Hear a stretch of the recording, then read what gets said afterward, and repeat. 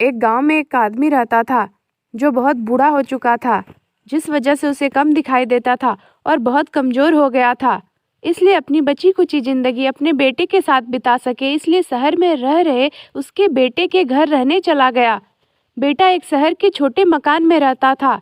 मकान तो उसका छोटा था, लेकिन उसके अंदर जो चीजें थी वह महंगी थी।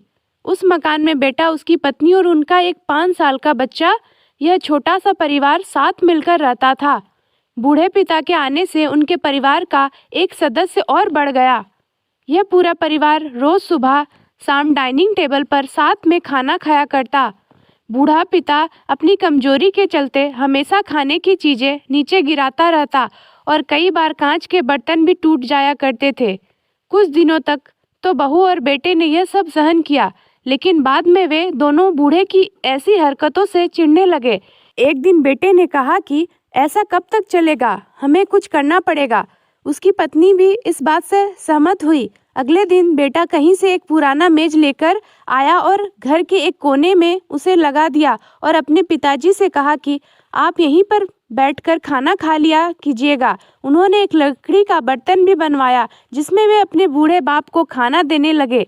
अपने कांच के कीमती बर्तन बचाने के लिए अपने बूढ़े बाप को लकड़ी का बर्तन देने में उन्हें जरा भी शर्म नहीं आई।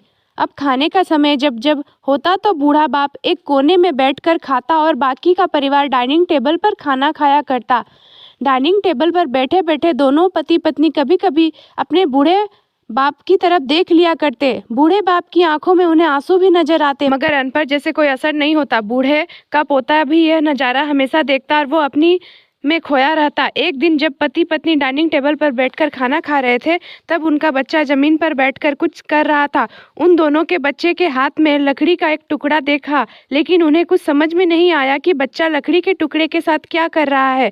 जब बच्चे के पिता ने उसे पूछा कि बेटा आओ खाना खा लो, तुम नीचे बैठकर क्या कर रहे हो, तब बच्चे ने भोलेपन से कहा, अरे मम्मी पापा, मैं आप दोनों के लिए लकड़ी का बर्तन बना रहा हूँ ताकि आप लोगों को जब पूरे हो जाओ तो दिन में खाना दे सकूं।